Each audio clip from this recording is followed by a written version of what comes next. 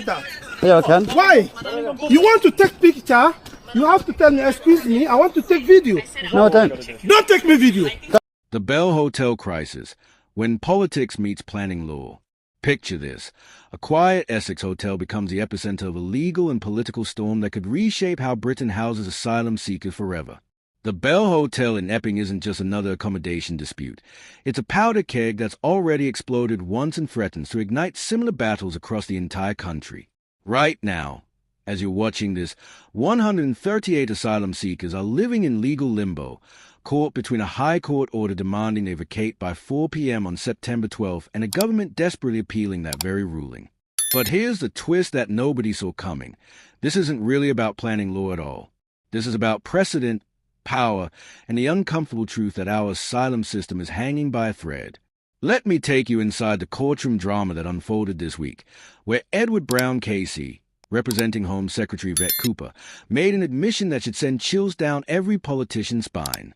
He warned that this case poses a risk of inciting more protests, some of which would be unruly regarding other asylum accommodations.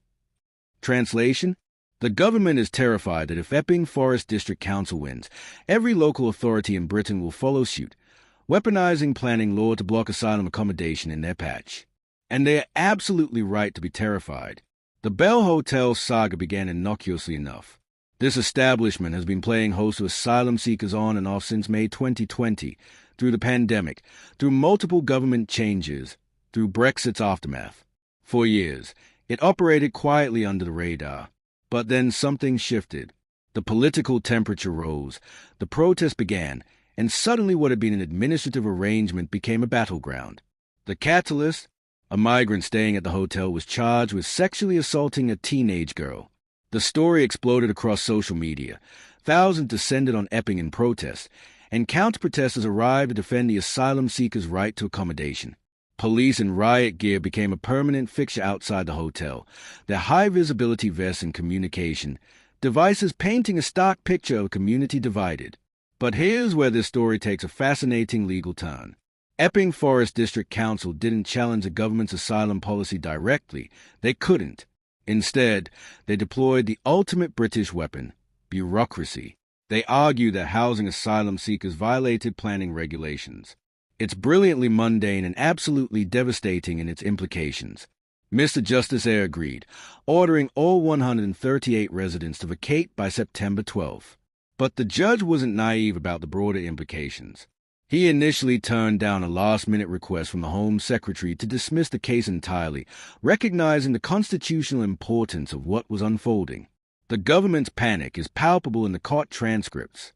Piers Riley-Smith, representing Simone Hotels, which owns a Bell, painted a picture of bureaucratic callousness that would make Kafka weep. There was no information on whether it would go if the ruling stands.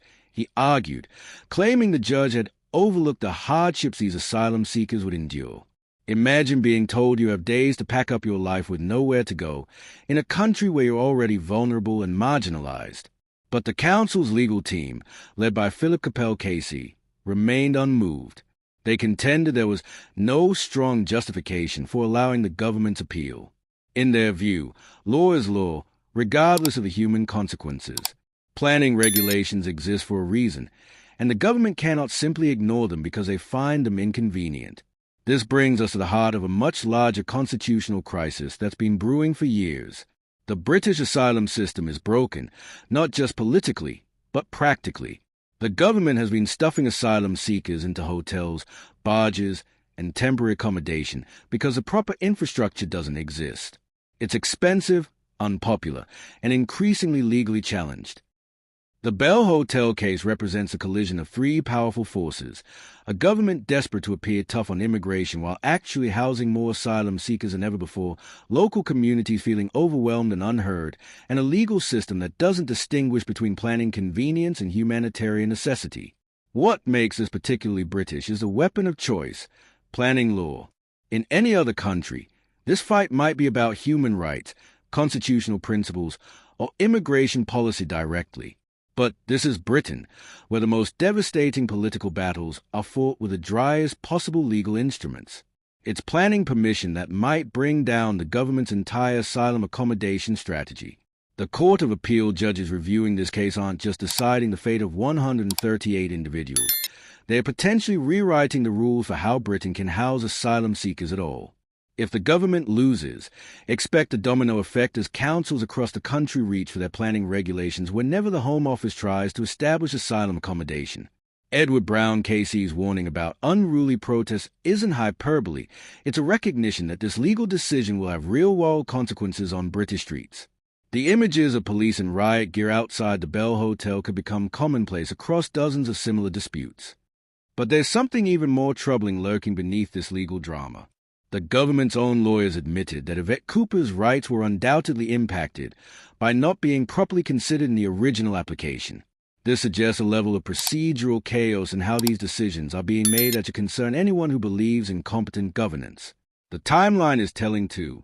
The Bell Hotel operated as asylum accommodation from May 2020 to March 2021, then again from October 2022 to April 2024, and once more since April 2025. This isn't a new arrangement that blindsided the community. It's an established pattern that only became politically toxic when the broader immigration debate reached fever pitch. What we're witnessing is a weaponization of local democracy against national immigration policy. Councils have discovered they can't directly challenge the government's asylum policy, but they can make it practically impossible to implement through planning objections. It's constitutional warfare by other means. The Friday afternoon deadline for the Court of Appeal's decision adds another layer of drama. Justice delayed is justice denied. But in this case, every hour delay affects real people living in uncertainty. The 138 asylum seekers at the Bell Hotel are human beings caught in a legal and political machine that treats them as chess pieces rather than individuals.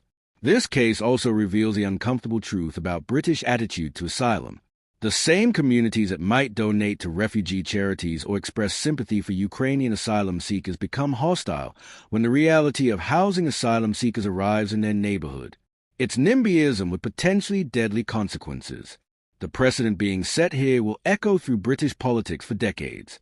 If planning law becomes a primary weapon against asylum accommodation, we'll see an endless series of legal challenges that make the system even more expensive, chaotic, and inhumane than it already is. The Bell Hotel crisis isn't really about one hotel in Essex. It's about whether Britain can develop a functioning, humane asylum system or whether we'll continue this expensive, chaotic dance of emergency accommodation and legal challenges that helps nobody and costs everybody. Whatever the Court of Appeal decides this Friday, one thing is certain. This is just the beginning. The Bell Hotel has become a symbol of everything broken about British immigration policy, and symbols have a way of outlasting the specific controversies that created them. The real question isn't whether the government will win this particular legal battle. It's whether British democracy can handle the broader immigration challenge without tearing itself apart in the process. The Bell Hotel suggests the answer might be more troubling than any of us want to admit. So there you have it. A quiet Essex hotel that's become the front line of constitutional crisis, where planning law meets human rights and neither side can afford to lose. Keep watching UK Connors because this story is far from over, and the implications will ripple through British politics for years to come. Subscribe now, because you won't want to miss what happens next in this unfolding constitutional drama.